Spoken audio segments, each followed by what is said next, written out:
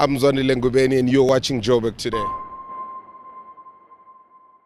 A big question is, what is happening to the human factor in the business ecosystem? That's a question I put to Albert Louw, a businessman himself. I'm Peter Ndoro, and this is For the Record. I'm fascinated by your perspective about the human factor when it comes to business. That's so unlike business because they're corporate entities. They've got a certificate at the office that registers these companies. And we forget sometimes that actually, businesses are made up of people. And I guess this is part of what was your discovery. Over business, and I'm a small part of the business world in South Africa, and I try and have an impact where we go. But I've found over all these years, whether it's a technology business, obviously technology is embraced, it can make lives easier.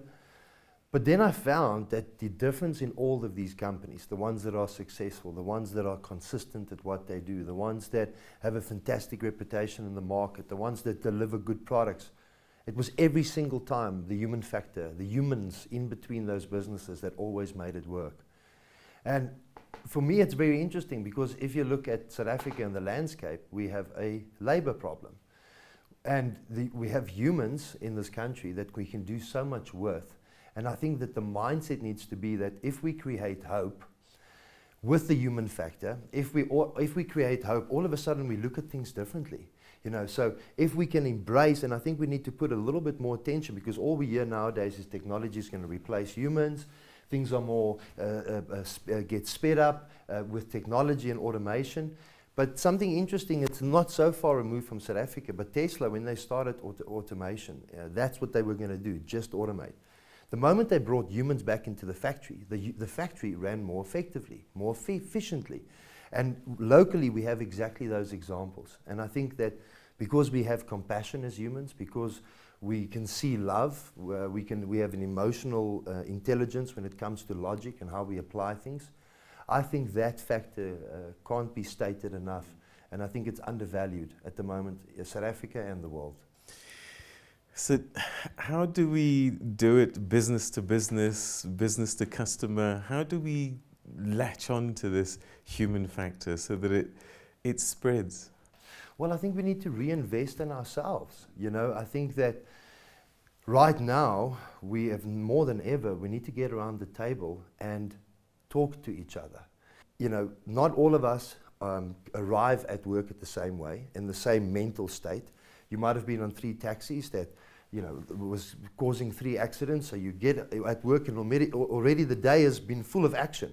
And you just came from work, put your car on and drove quite silently towards the office. So I think we need to have perspective of one another. We need to look at each other. You can't always dive into personal things too much, but we need to look at each other as humans, understand each other, and then say to us that if we have a common goal towards what we need to achieve, your life automatically becomes better, so it allows you to do more things in your own life to develop yourself. But the business also grows, which means we can grow the economic footprint.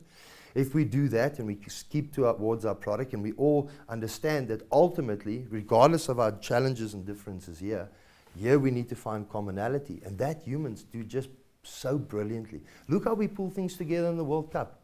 It's the human factor. It's everything that we've ever done so successfully. It all came down to all of us getting some sort of hope in us. And then we just took on the world. And before you know it, we've done it brilliantly.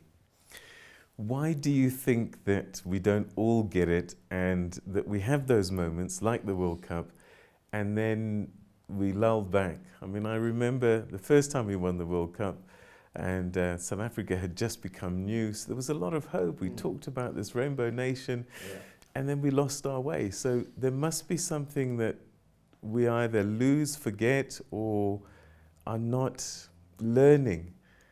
Otherwise, we would have been so much further by now. Humbleness. And I think we get sucked into the world. The world of social media where I see a beautiful Mercedes with my friend.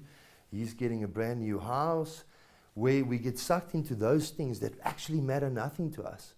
For me, it's again coming back to perspective. In the morning, we wake up with a heart of gratefulness for what we have, the fact that we can breathe, that we can walk, that we can even take on what we take on because we have the ability to do it. That gratefulness changes your whole day. And I think that we need to keep perspective to say that what's important is really all of us around us. Because when we're sick, that's human factor that's next to us. When we really need in life, when it doesn't matter what money you have, where you come from, when it all comes together, you want a human touch, a human love. That's what we ultimately need and want the whole time. And I think we need to keep perspective that what I'm doing today in my business is not to buy 7 Ferraris, 2 Rolexes, and have 7 houses across the country. I'm building this so that I can grow another 100 people into this economy, grow their salaries, grow their lives so that they can educate their kids, provide good food for them at home, not have that stress by the 10th or the 5th of the month of not being able to provide, so that I'm effective in my duty. And I think if we make that the important part and not all the other materialistic things, it's amazing what will eventually happen to us as a nation. This sounds all very nice and philanthropic and feel good.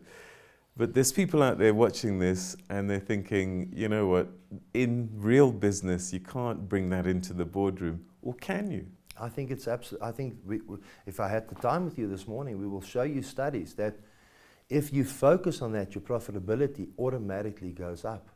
You know, I always say that we can't just always be emotional because I'm a businessman. I understand profit needs to happen. I understand GPs and margins need to be banked. I understand that there's daily things in a business. But I can tell you right now that if you're a customer service business, if you're a hotel as an example, so I walk into the Southern Sun this morning, I'm spending 2,000 Rand for the night. Who's giving me that experience? Is it the receptionist? The guy that takes me up to my room, the waiter at night that really with love presents the menu to me? There's no board or shareholders. I didn't interact with any one of them. Those are the people that make the experience that allows me to come back and say, I want to stay there again. Not because of a guy that I know in the shareholder in the boardroom that I want to impress and take a photo of. So that's why you have to invest in the human factor, because they are the face, the profit, the activity, the operations, all of that of your business. You invest in that, it changes our business. Our clients will automatically, you'll see more clients booking, more people eating dinner. Instead of 2 drinks, it will be 4 drinks. And before you know it, you've got a better business. So I completely agree or disagree depending on who you are and who's asking it, that the human can make all the world. And that is an investment from a commercial standpoint, not an emotional one. Do you think this philosophy would change this age-old battle between employer and employee, labor unions and companies? We know that once a year there's going to be strikes because of wages and working conditions, and you've got a CEO who has to answer to shareholders and this constant battle between these two. Is it the human factor that's missing? Well, it's the human factor that's the cause. And normally we see it's one individual or a group of individuals that have a certain agenda, and that agenda, they get other people to represent them in that agenda. So it also comes down to the management and the staff and what relationship they have. And the business, ultimately the principles, the guiding principles of the business. But when it comes to those type of factors, it's individual agendas. And then what we see is the same with the media. We get a message this morning from the media, and automatically we assume that's a general feeling. But the fact of the matter is, it could be an individual agenda or an individual person sitting this morning. That's how I see life. So therefore, I'm going to present that to the rest of my readers that way. I personally think that we need to start saying that we hear one bad thing, but there's 9 great things that happen to us between people, between the humans. And I think that we just need to have that mutual respect. We're not always going to agree on everything, so we're not always going to have the same views on life. But there's some commonalities that if we hold on to that, I think South Africa and Africa has a footprint and a place to play in this world that I think we haven't even touched on. Albert Louw, I wish we could talk for much longer, and I hope that we can get to have a conversation again soon. Very profound insights, and yeah, let's hope that businesses and people generally understand how important the human factor is. Thanks so much indeed. Thank you very much. We appreciate your time. Thank you very much. Thanks for the opportunity.